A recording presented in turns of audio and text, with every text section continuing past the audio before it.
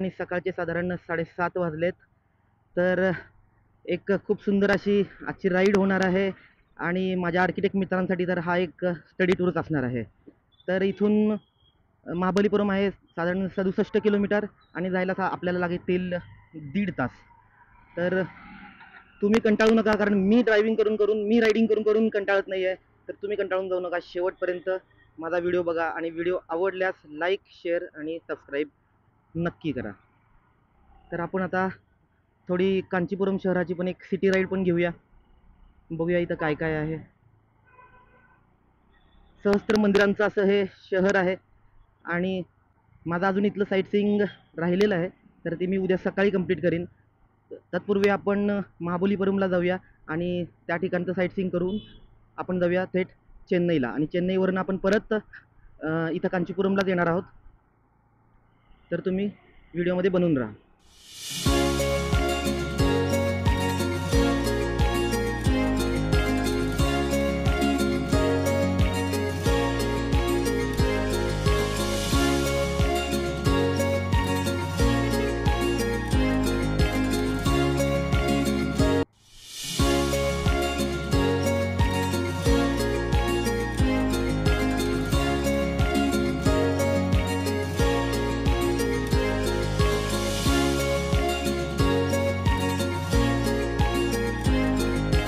आपण महाबलीपुरमला चाललोच आहे, तर तिथला एक संक्षिप्त इतिहास सुद्धा जाणून घेऊया.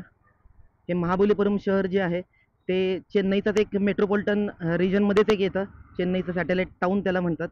आणि महाबलीपुरमचं जे प्राचीन नाव आहे ते मामल्लापुरम असंही देखील त्याचं एक नाव घेतलं जातं. मामल्लापुरम या अर्थाने घेतलं जातं की हे जे शहर ज्या राजानं वसवलेलं आहे तो पल्लव राजा नरसिंहवर्मन प्रथम यानं महाबलीपुरम हे शहर वसवलं आणि त्याच्याच नावावरून त्याला मामल्लापुरम असं देखील म्हटलं जातं. पण सध्या महाबलीपुरम हेच प्रचलित असं त्याचं नाव आहे. त्याचबरोबर सगळ्यात महत्त्वाचं म्हणजे या ठिकाणी आहे त्या नरसिंहवर्मन राजानं या ठिकाणी 6व्या आणि 7व्या शतकांमध्ये जी मंदिरं इथं घडवलेली आहेत ती अतिशय अद्भुत आहेत. आजही ती तेवढ्याच भक्कमपणे उभी आहेत आणि त्या काळचं जे स्थापत्यशास्त्र आहे त्याचे आपल्याला ते साक्ष देतात की केवढं विकसित त्या काळचं स्थापत्यशास्त्र होतं. याचबरोबर हे जे प्राचीन महाबलीपुरम शहर होतं तिथे जगभर व्यापार चालत होता. तिथं खोदकाम केल्यानंतर आपल्या शास्त्रज्ञांना जुनी चिनी आणि रोमन अशी नाणीसुद्धा सापडली. त्याच्यावरून असं सिद्ध होतं की त्या काळी रोम आणि चीन या 2 देशांमध्ये देखील इथून व्यापार चालत होता. खूप प्लीजंट असं इथलं वातावरण आहे, गरम जास्त होत नाही आहे, कारण इथलं जे क्लायमेट असतं ते जनरली हॉट अँड ह्युमिड असं असतं. पण तसं काहीच जाणवत नाही आहे. अतिशय मस्त, अतिशय आल्हाददायक असं इथलं वातावरण मला वाटायला लागलं आहे.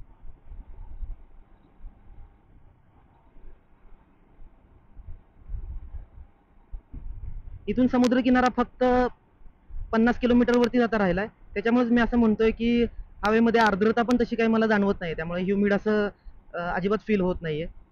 आणि मेन म्हणजे आपण आत्ता चाललोय इथला समुद्रकिनारा आहे तो बंगालचा उपसागर आहे आणि माझं खरं म्हणजे स्वप्न होतं की बंगालच्या उपसागराला आपण आपली बाईक घेऊन एकदा जावं, कारण तुम्ही जर बघितलं तर आपण अरबी समुद्राच्या आसपास राहणारे लोक आहोत आणि तिथून ऑल द वे बाईकवरून राईड करून बंगालच्या उपसागरापर्यंत पोहोचणं ही खरंच खूप मोठी गोष्ट आहे. त्याच्यामुळं ते एक स्वप्न मी बाळगून होतो, तर ते आज ह्या 50 किलोमीटर कंप्लीट केल्यानंतर माझं पूर्ण होणार आहे आणि मला खूप छान वाटतंय सध्या.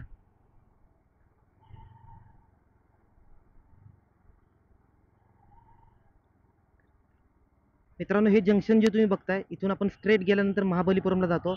लेफ्ट हँड साईडला चेन्नई आहे आणि राईट हँड साईडला तिरुचिरापल्ली म्हणजे त्रिची आहे. तर आपण आता महाबलीपुरमकडे जाऊया. हे कुठलं आता मॅपवरतीच मला समुद्रकिनारा दिसायला लागलाय, कारण इथून समुद्रकिनाऱ्याचं अंतर आहे 30 किलोमीटर. महाबलीपुरमचा समुद्रकिनारा जो बंगालचा उपसागर ज्या ठिकाणी आहे. तर खूप एक्साइटमेंट आता माझी खूप वाढलेली आहे, कारण चेंगलपट्टू असं या गावाचं नाव आहे. पण ट्रॅफिक इतकी आहे की महाभयंकर असल्यासारखी ट्रॅफिक आहे. मागे एक छोटासा सिग्नल होता तिथं तर खूप मोठी ट्रॅफिक झाली होती.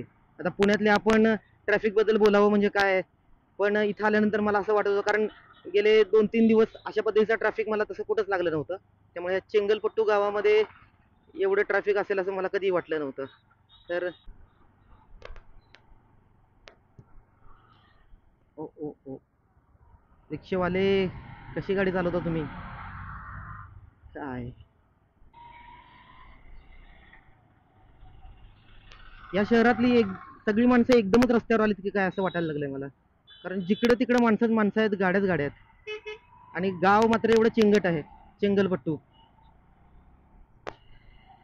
बघा ट्रॅफिक, बघा इथं केवढी आहे, केवढी ट्रॅफिक झाली.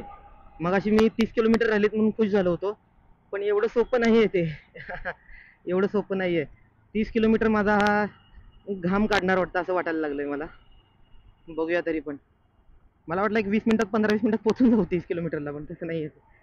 एक अजून एक 30-35-40 मिनिटं तरी लागतील असं वाटतंय. बघूया बघूया. 10-15 मिनिटं इकडे तिकडे पोहोचून तर आपण जाणारच आहे, त्याबद्दल कुठलीही शंका नाही. बापरे, पुढे पण खूप मोठी ट्रॅफिक आहे. छोटंसं गाव आहे पण एवढी ट्रॅफिक कशी काय काय कळत नाही. असो, फायनली मित्रांनो, ममल्लापुरमचा बोर्ड मला दिसलाय आणि मी पोहोचलोय ममल्लापुरम मध्ये, म्हणजेच महाबलीपुरम मध्ये. एक जबरदस्त फिलिंग आली मित्रांनो मला. मी काय सांगू शकत नाही सध्या. तसं बघायला गेलं तर it's like a dream come true and I am experiencing emotional kind of feeling right now. मजल दर मजल करत 1200 किलोमीटरचं अंतर पार करून मी या ठिकाणी पोहोचलोय. त्याच्यामुळे एक खरंच स्वतःला स्वतःचा अभिमान वाटावा अशी ही गोष्ट माझ्या हातातून घडली आहे असं मला वाटतंय. आणि बऱ्याचशा लोकांना अशा पद्धतीची बाईक राईड करायची किंवा अशा पद्धतीचं ॲडव्हेंचर करण्याची इच्छा असते, पण त्यांना तशी संधी मिळत नाही. पण देवाच्या कृपेने माझ्या आयुष्यात मला अशा संधी वारंवार मिळते. त्यामुळे देवाचे सुद्धा मनपूर्वक आभार. आणि तुम्ही पण हा व्हिडिओ इथंपर्यंत पाहत आलेला असाल तर तुम्हाला सुद्धा बिग थँक्यू. आणि इथून पुढे सुद्धा तुम्ही माझे व्हिडिओ बघत राहा आणि आवडल्यास लाईक करा आणि खाली कमेंटसुद्धा करत राहा. तर आता मी पोचतोय शोर टेम्पल्स, जे बंगालच्या उपसागरावरतीच बांधले गेलेले मंदिरं जी आहेत, जे बघायला मी इथं आलेलो आहे. तर मी आता डायरेक्टली तिथं जातो. आता हा एक मोठा इथला ब्रिज दिसतोय, तर तो मी पार करतो आणि आपण आता डायरेक्टली भेटूया त्या शोर टेम्पल्सवरती. मित्रांनो, मी आता चाललोय बंगालच्या उपसागराचं दर्शन घेण्यासाठी. तर अगदी माझ्या दृष्टीपथात आहे बंगालचा उपसागर, की जिथे यायचं माझं स्वप्न होतं आणि ते आता पूर्णच झालं असं म्हणावं लागेल. अगदी बीचवरती पण गाडी जाते असं मला वाटतंय. तर तिथंपर्यंत आपण, जिथंपर्यंत गाडी जाते तिथंपर्यंत आपण गाडीला घेऊन जाऊया. हे बघा.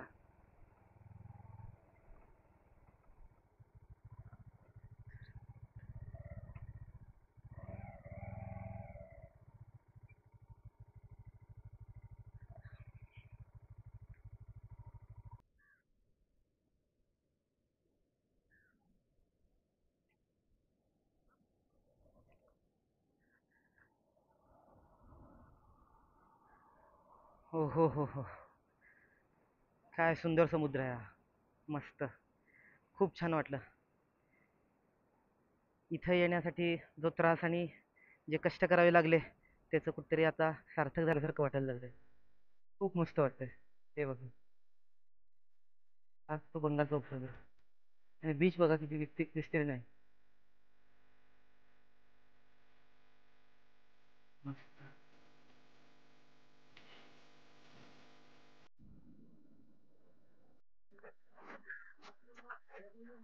आता आपण अप्रोच करतोय शोर्स टेम्पल्सला. शोर टेम्पल्स म्हणजे हे युनेस्कोची वर्ल्ड हेरिटेज साईट पण आहे आणि आर्किओलॉजिकल सर्वे ऑफ इंडियाचं प्रोटेक्टेड मॉन्युमेंट म्हणून पण हे घोषित करण्यात आलेलं आहे. तुम्ही आजूबाजूचा परिसर बघू शकता, खूप छान मेंटेन केलेला आहे इथला परिसर आर्किओलॉजिकल सर्वे ऑफ इंडियानी. आणि समोर शोर टेम्पल पण आपल्याला दिसतंय, त्याची रेलिंग आपल्याला समोर दिसते.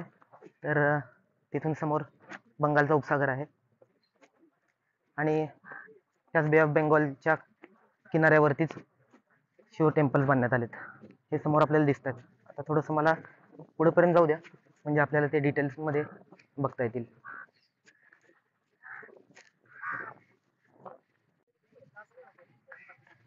हे समोर तुम्ही मंदिर बघू शकताय. 8व्या-9व्या शतकामध्ये अशा पद्धतीचं मंदिर कसं काय बांधलं असेल याची फक्त आपण कल्पनाच करू शकतो. ॲज अन आर्किटेक्ट जेव्हा मी अशा पद्धतीचं मंदिर बघतो तेव्हा आजच्या घडीला सुद्धा अशा पद्धतीचं कन्स्ट्रक्शन करणं किती अवघड आहे ह्याचा विचार केला तर मला हे खरंच केवळ अशक्य वाटतंय. बघा किती सुंदर मंदिर बांधलंय या ठिकाणी. कशी काय रचना त्यावेळी केली असेल आणि किती कष्ट त्यावेळी घेतले गेले असतील हे आपण याचा फक्त विचार करू शकतो.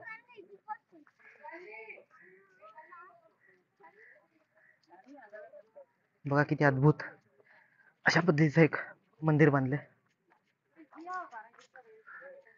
हा टँक, पाण्याचा टँक दिसतोय या ठिकाणी आणि हे समोर मंदिर. अतिशय सुंदर, उत्कृष्ट.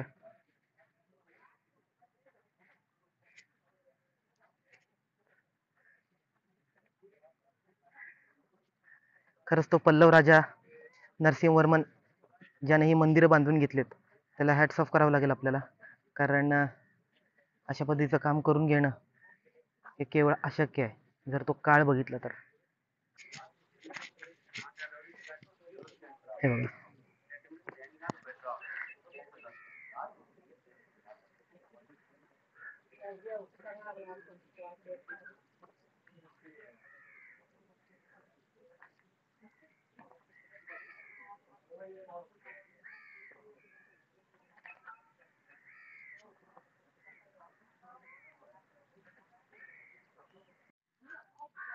आता आपण या मंदिराची बॅक साईड बघूया आणि काय तिथं विशेष आहे हे तुम्हाला मी सांगतो.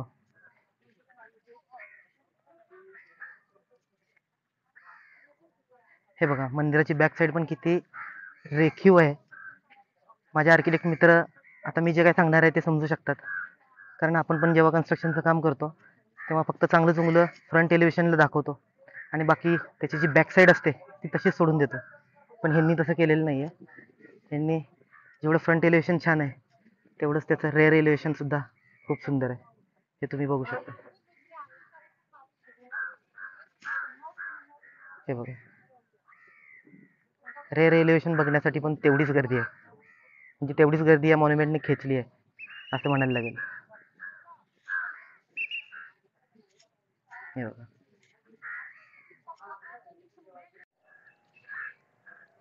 साईड प्रोफाईल या मंदिराची साधारण अशी दिसते. बघा किती सुंदर आहे. फॅन्टॅस्टिक. इतक्या लांब आलो आणि हे अशा पद्धतीचं काही बघायला मिळालं यातच सर्व काही आलं.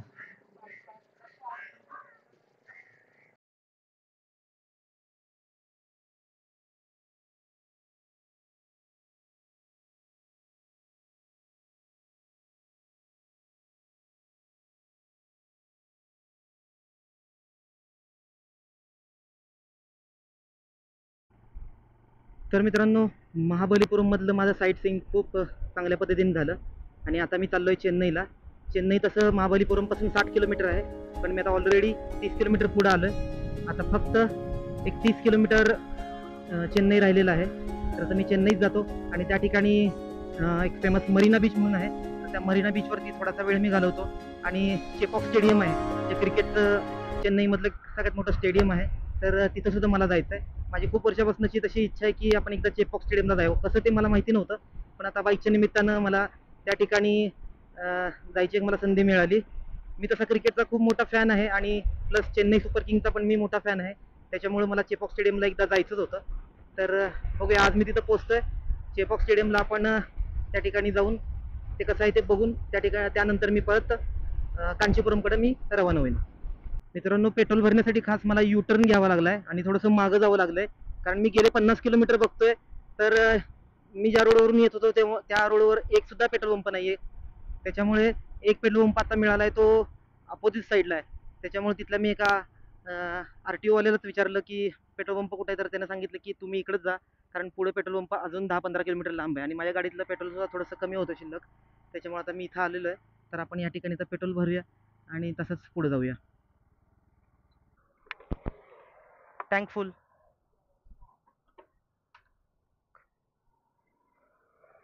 Lock that. हा lock.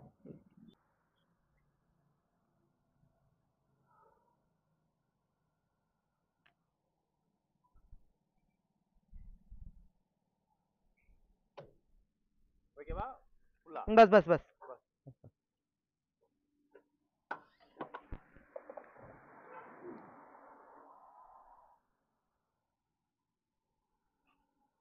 That remove that. No, no. Petrol reading.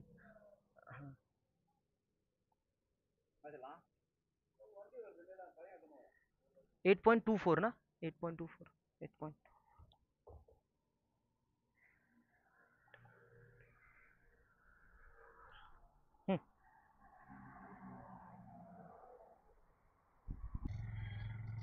तर मित्रांनो, स्वागत आहे तुमचं चेन्नई महानगरामध्ये. खूप छान वाटतं इथं आल्यावर. एक सेन्स ऑफ अचिव्हमेंट असल्यासारखी वाटते मला. आयुष्यामध्ये आपल्या किती लोकांना अशा पद्धतीची संधी मिळते, जी संधी मला मिळाली आहे, ते पण बाईकवरून एवढ्या लांबून चेन्नईसारख्या शहरामध्ये 1200 किलोमीटर पार करून येणं हे खरंच स्वप्नवत आहे माझ्यासाठी. आणि आता मी जाणार आहे चेन्नईतली जी मरीना बीच आहे तर त्या ठिकाणी. आणि मरीना बीचला व्हिजिट केल्यानंतर मी जाणार आहे चेपॉक स्टेडियमला. ही दोनच माझी मेजर अट्रॅक्शन्स आहेत यामध्ये, तर ती मी कवर करीन. आणि त्याच्यानंतर मी जाईन डायरेक्ट कांचीपुरमला. तर तोपर्यंत ही तुमच्यासाठीची एक छोटीशी अशी सिटी राईड आहे, तर ती तुम्ही एन्जॉय करा. आणि माझा प्रवास हा नक्की आत्तापर्यंत कसा झाला हे मला कमेंट बॉक्समध्ये कळवा. त्याचबरोबर जवळपास माझी 50% ही ट्रिप कंप्लीट झालेली आहे. इथून पुढचा माझा हा परतीचा प्रवास चालू होणार आहे. तर परतीच्या प्रवासाचे व्हिडिओ तुम्ही बघा, ते तुम्हाला कसे वाटतात हे नक्की मला सांगा. म्हणजे त्याच्याप्रमाणे आणि इथून पुढची ट्रिप मी नक्की कुठे केली पाहिजे हे देखील तुम्ही मला सांगा. त्याप्रमाणे मी पुढची ट्रिपसुद्धा माझी ठरवीन. तर आत्ता तुम्ही घ्या या सिटी राईडचा आनंद आणि मी पोचतो मरीना बीचवर.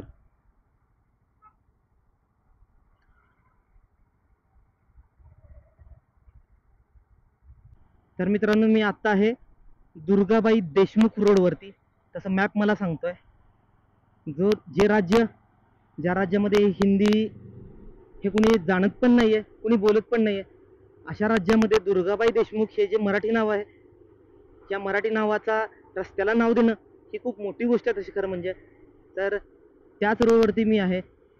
तर खरंच मराठी माणसांसाठी ही अभिमानाची गोष्ट आहे जर खरंच दुर्गाबाई देशमुख रोड या रोडचं नाव असेल तर.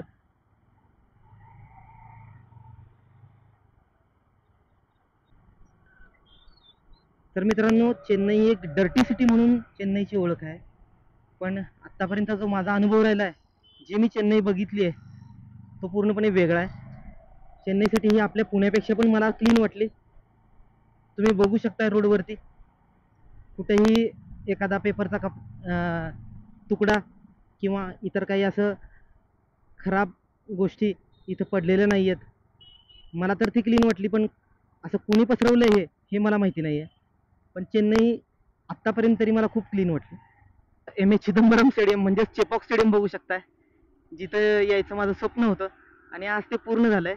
खूप छान वाटतं इथे. हे माझ्या समोरच एम ए चिदंबरम स्टेडियमचे स्टँड्स दिसत आहेत, प्लस त्याची फ्लड लाईट पण दिसते तुम्हाला जर दिसत असेल तर. असं हे चिदंबरम स्टेडियम आहे. एवढ्यासाठीच मी एवढा मोठा प्रपंच लेखला होता आणि त्या ठिकाणी मी आता पोचलेलो आहे. खूप आनंद आहे. तर बाजूने जाऊन आपण थोडंसं बघूया की आपल्याला चांगला एखादा शॉट घेता येतोय का इथून आणि चांगला एखादा फोटो काढता येतोय का. मला वाटतं हा माझा एंट्रन्स आहे, तर इथून मी एक माझा फोटो काढेन. तर हे असं एम ए चिदंबरम स्टेडियम तुम्ही बघू शकता. समोरच धोनी स्पोर्ट्स म्हणून एक स्पोर्ट्सचं दुकान आहे. जर तुम्हाला दिसत असेल तर तुम्ही बघा, समोरच आहे धोनी स्पोर्ट्स. दिसतंय का? हे बघा, ग्राउंड फ्लोअरलाच आहे धोनी स्पोर्ट्स.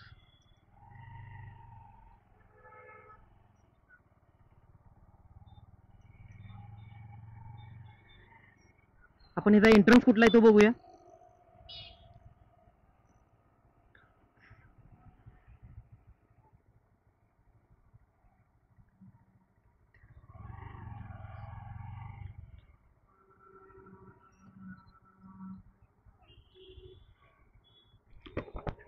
स्टेडियम का मेन एंट्रेंस कहाँ पे?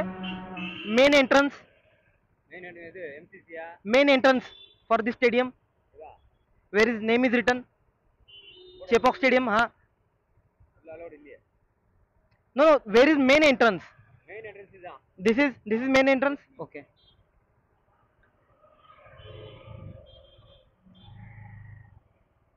Okay. I click one photo here. हाँ, yes, yes, yes. मित्रांनो, गेले पाऊण तास झालं मी चेन्नईच्या ट्रॅफिकमध्ये आहे. चेपॉक स्टेडियमपासून निघालो होतो, आता चाललो कांचीपुरमला. पण पाऊण तास झाला तरी हे ट्रॅफिक संपत नाही आहे. अजून सिटीच्या बाहेर पण पडलेलं नाही आहे मी. केवढं ट्रॅफिक आहे काय माहिती. आपल्या पुण्यासारखंच ट्रॅफिक झालं आहे असं वाटायला लागलं आहे मला. मुंबई तर एखाद्या वेळेस बरी म्हणायची, पण चेन्नई आणि पुणे आणि बेंगलोर ह्या सिटी अगदी वर्स झाल्यात ट्रॅफिकच्या दृष्टीनं. काहीतरी आपल्याला करायला पाहिजे, नाहीतर इथून पुढे पुढची 10 वर्ष 20 वर्ष खूपच अवघड आहे या शहरांचं. मला वाटतं आता चेन्नई शहराच्या मी बाहेर पडतोय बहुतेक, पण तरीसुद्धा मला इथं अजूनही सिटीज दिसते मॅपमध्ये. बघूया आता काय होतंय. एक 10 मिनिटात बहुतेक मी इथून बाहेर पडीन. तर चेन्नई सिटीमधून बाहेर पडतो आणि मग आपण भेटूया डायरेक्ट कांचीपुरममध्ये.